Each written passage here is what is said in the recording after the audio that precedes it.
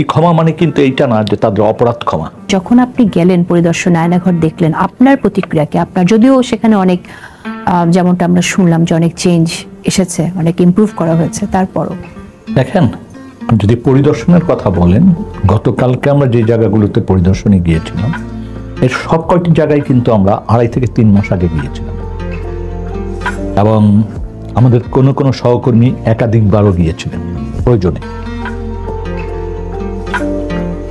যে বর্ণনাগুলি দিয়েছেন তারা, এই বর্ণনার সাথে শুধু কিছু অমিল আছে। সে যেমন ধরেন কোনো কোনো জায়গায় অবস্ট্রাকল তৈরি করা হয়েছে, লুকানোর চেষ্টা করা হয়েছে সেলগুলোকে, আর ওয়ালে অসংখ্য লেখা ছিল। ওয়ালে কিন্তু পুরা ওয়াল জুড়ে লেখা ছিল, অর্থাৎ যখন যিনি বন্দী হিসাবে যেতেন সে একটা হচ্ছে তার দিন গণনা করার একটা পদ্ধতি ছিল সকালের খাবারটা দেখে, কারণ রাত আর দিনের পার্থক্য বোঝা যেত না অনেক জায়গায়। তখন ওই সকালের খাবার রুটি অথবা খিচুড়ি, সপ্তাহে একদিন খিচুড়ি দেওয়া হতো, বাদ বাকি দিনগুলিতে রুটি দেওয়া হতো। ওইটা দেখে তারা বুঝতেন যে একটা দিন আমরা পার করেছি। ঈদ বা পূজা পার্বণ বা দিবসগুলি একটু ভালো খাবার দেখলে, বোতলের পানি দেখলে তারা বুঝতেন যে আজকে কোনো বিশেষ দিন। এইভাবেই তারা অ্যাডজাস্ট করে নিয়েছিলেন। আমরা যখন প্রথম পরিদর্শনে যেই জেআইসিতে, জয়েন্ট ইন্টারোগেশন সেল, যেটা কোড অ্যান্ড কোড আয়নাঘর, তখন আমরা দেখেছি রং করা, নতুন রং করা, অর্থাৎ দেয়ালে আর কোনো লিখন খুঁজে পাওয়ার সুযোগ ছিল না। খুব অস্পষ্টভাবে 2-1টি লেখা, কিন্তু মূলত সবকিছু মুছে ফেলা হয়েছে। তারপরে যে জানালা যেটা ব্ল্যাক করা ছিল সেটাকে আবার রংটা উঠিয়ে দেওয়া হয়েছে। যেখানে 2 স্তরের দরজা ছিল সেখানে দরজা খুলে ফেলা হয়েছে, অথবা একটা দরজা রেখে আর একটা দরজা খুলে ফেলা হয়েছে, এরকম। তারপর ছোট ছোট সেলগুলির মাঝখানের যে ওয়াল, 2টা সেলের মাঝখানে যে ওয়ালটা থাকে, এই ওয়ালটা হয়তো ডিস্ট্রয় করে দিয়েছে, মাপটা বাড়িয়ে দেওয়া হয়েছে, অর্থাৎ 5 ফিট বাই 5 ফিট পাশে এটাকে 10 ফিট বানায় ফেলানো হলো, এরকম দেখেছি। তারপরে অ্যাডজাস্ট ফ্যানের বাইরেও কিছু ফ্যান ছিল যেগুলো আরো আওয়াজ করে ঘুরতো, সেই ফ্যানগুলি সরিয়ে ফেলা হয়েছে। তো আলামত বলতে যেটা বোঝায়, অনেক কিছুই পরিবর্তন তারা করার চেষ্টা করেছেন, কিন্তু সবকিছু পরিবর্তন করার পরও কিন্তু যখন ভিকটিমরা গতকাল গেলেন, তারা কিন্তু তাদের অবস্থানকে চিহ্নিত করতে পেরেছেন, শনাক্ত করতে পেরেছেন যে এই জায়গাটিতে। আমার পরিষ্কার মনে আছে গতকালকে হুম্মাম কাদের যেটা বলেছেন যে আমাকে এখানে চোখ বেঁধে দেন, আমি ঠিকই গোসলখানা বের করে দেব, আমি ঠিকই কোথাও ইন্টারোগেশন রুম আমি বের করে দেব।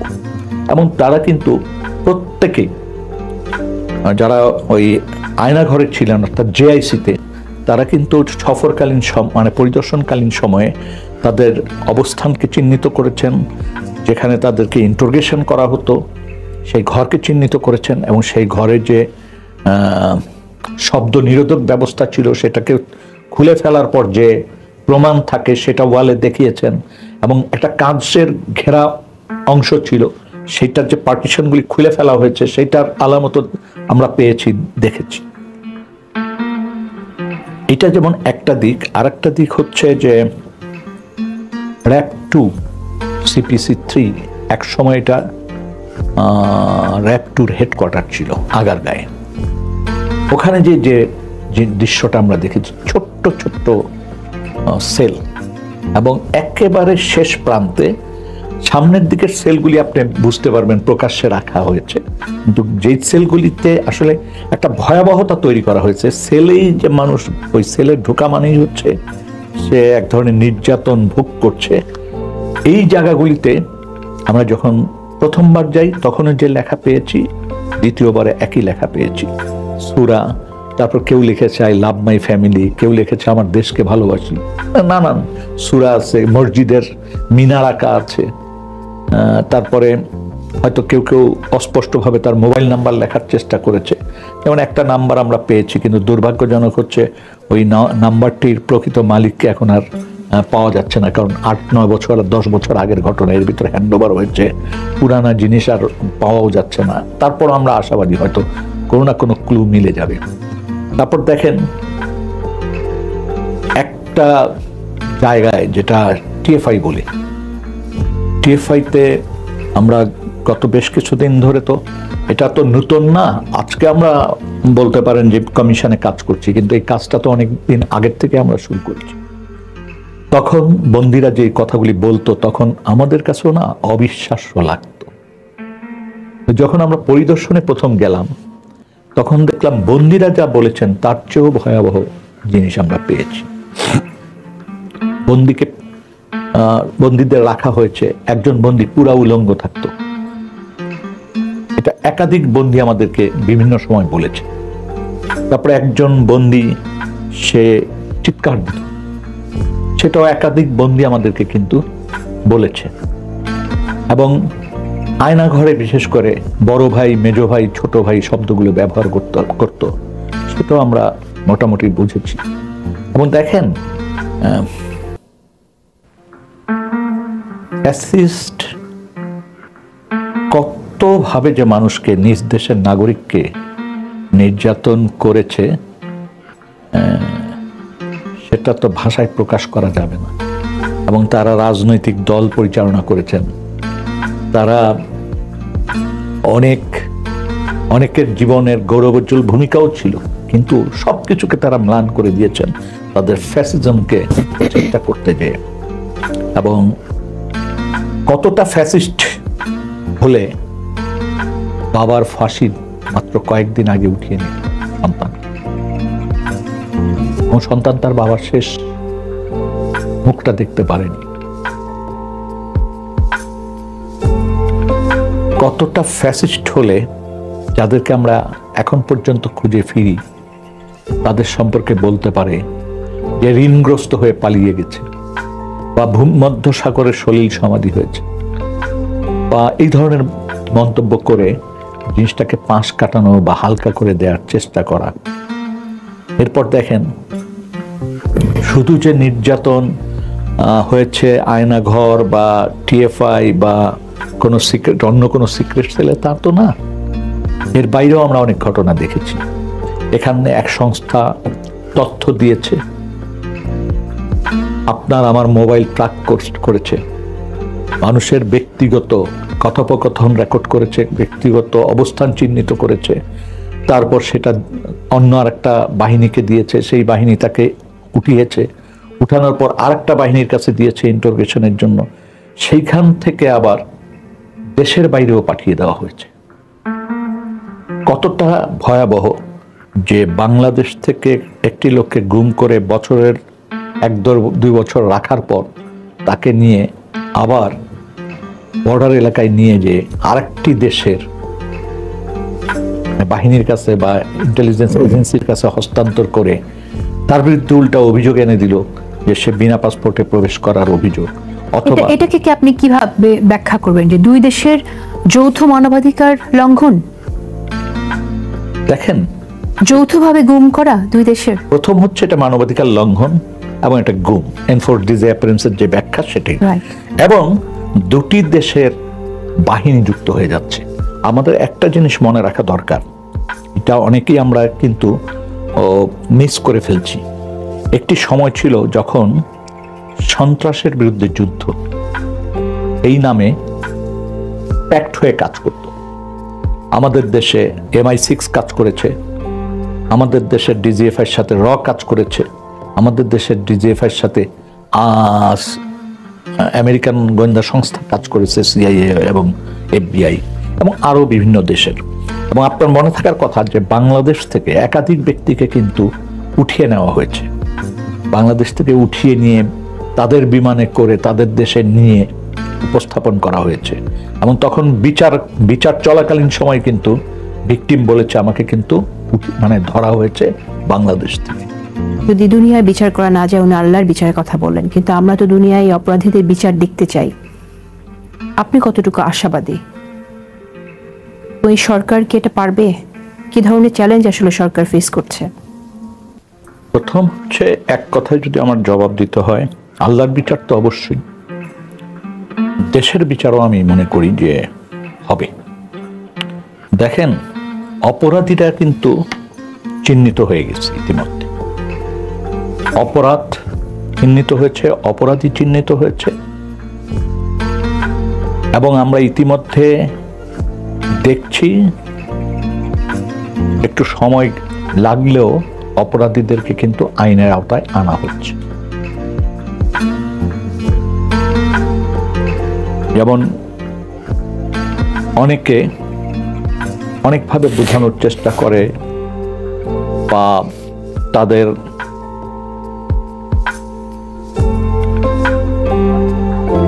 তৎপরতায় এরকমটি মনে হতে পারে এক ধরনের প্রেশার, চ্যালেঞ্জ। কিন্তু আমি অনেস্টলি বলছি, কোনোভাবেই বিচারের বাইরে এটা থাকবে না। আল্লাহর উপর এই ভরসাটা রাখেন, বিচারের বাইরে কেউ থাকতে পারবে না। এখন প্রশ্ন হচ্ছে, বাহিনীগুলি বলি, সেনাবাহিনী বলেন, পুলিশ বলেন, ডিজিএফআই বলেন, ডিবি বলেন, র্যাব বলেন, যেমন আনুষ্ঠানিকভাবে ইতিমধ্যে কিন্তু পুলিশ এবং র্যাব ক্ষমা চেয়েছে। ক্ষমা কিন্তু একটা চাওয়াটা কিন্তু একটা মহৎ ব্যাপার, এটাকে অস্বীকার করা যাবে না। এই ক্ষমা মানে কিন্তু এইটা না যে তাদের অপরাধ ক্ষমা, তাদের রিয়ালাইজেশনের ব্যাপারটা। এখনো যারা মনে করছেন তাদের অঙ্গভঙ্গিতে, তাদের তৎপরতায় মনে হচ্ছে যে তারা অনেক কিছু লুকিয়ে রাখার চেষ্টা করছেন, আসলে এটা সম্ভব না আজকের যুগে।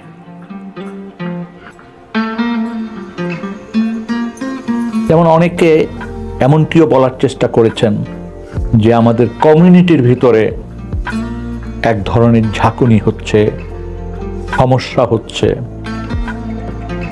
হ্যাঁ, তবে আমি একটা জিনিস বোঝার চেষ্টা করেছি, ঊর্ধ্বতন যারা আছেন বিভিন্ন বাহিনীর, এমনকি ইন্টেলিজেন্স এজেন্সিরও যারা ঊর্ধ্বতন আছেন, তারা একটা জায়গায় সম্ভবত যত যাই বলেন না কেন, তারা একটা জায়গায় এটুক পর্যন্ত স্বীকার করেন যে যারা অপরাধী তাদেরকে চিহ্নিত করে নিশ্চিত হয়ে আইনের আওতায় নিয়ে আসা হোক। আর আমার তরফ থেকে আমি ব্যক্তিগতভাবে কাজ করতে যে আমার একটা অভিজ্ঞতা হয়েছে, সব কিন্তু আমরা চিহ্নিত করেছি। ইনশাল্লাহ আমরা এই সব কিছু কিন্তু আদালতে উপস্থাপন করার মতো করে আমাদের প্রতিবেদন দিতে পারবো।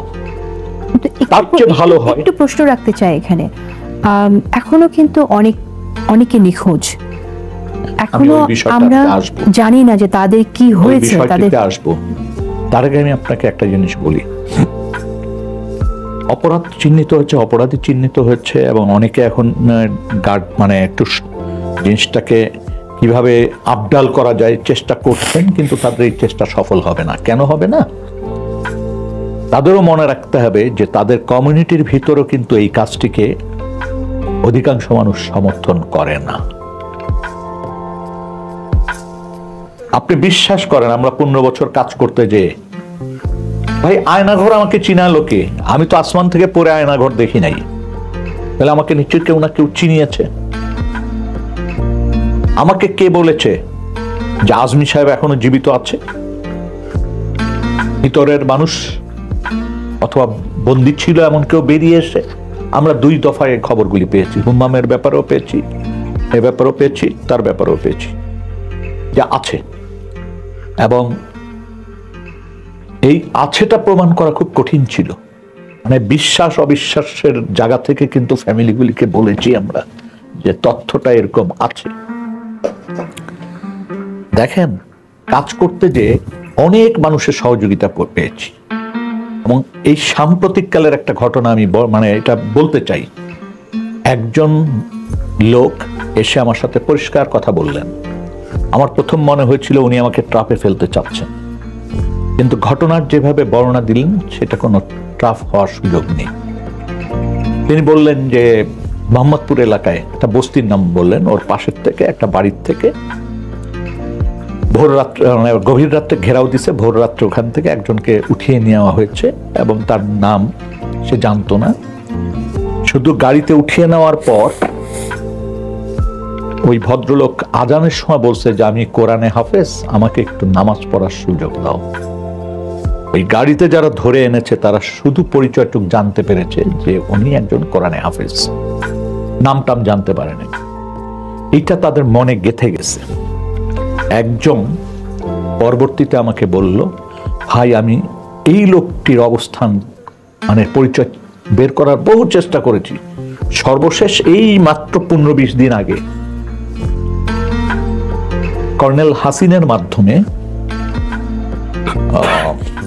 মোটামুটি জামাতে ইসলামের একটা মিটিংয়ে যে বের করেছে যে সে যাদের মানে যেই ম্যাচ থেকে তাকে উঠিয়ে আনা হয়েছে সেই ম্যাচের একজন দুজনকে খুঁজে বের করা হয়েছে। এবং তখন সে বর্ণনা দিল যে আমরা এইটুক জানতাম। 4-5 দিন পর তাকে গভীর রাত্রে ওই জমটুপি, হ্যান্ডকাপ, দড়ি এগুলি সহ একটা গাড়িতে উঠিয়ে নেওয়া হয়। কোনো ড্রাইভার রাজি ছিল না, তারপর ফোর্স করে একজন ড্রাইভারকে রাজি করলো। ওই যে কোরআনে হাফেজ শুনে সবাই একটু ইয়ে হয়েছে। তারপর তাকে নিয়ে গেছে। পরবর্তীতে সকালবেলা এসে ওই হ্যান্ডকাপ, মুখোশ এবং দড়ি ফেরত দিয়েছে। এটার মানেটা হচ্ছে, তার বক্তব্য, সে অনেকদিন কাজ করছে, এটার মানে হচ্ছে খালাস, অর্থাৎ তাকে মেরে ফেলা হচ্ছে। এবং সত্যি এখন পর্যন্ত কিন্তু তার কোনো সন্ধান নেই। আপনি আরেকটা প্রশ্ন রেখেছিলেন যে যাদের এখনো আমরা সন্ধান পাইনি। দেখেন, আমাদের কাজের একটা গুরুত্বপূর্ণ অংশ কিন্তু এখনো যারা ফিরে আসেনি বা যাদের সন্ধান আমরা করতে পারিনি। আমরা মোটামুটি বেশ কিছু ক্ষেত্রে ওই পর্যায় পর্যন্ত গিয়েছি যে কারা মানে তাদের কারো কারো ব্যাপারে কারা তাদেরকে উঠিয়ে নিয়েছে, প্রায় ব্যক্তি পর্যায়ে শনাক্ত হয়েছে।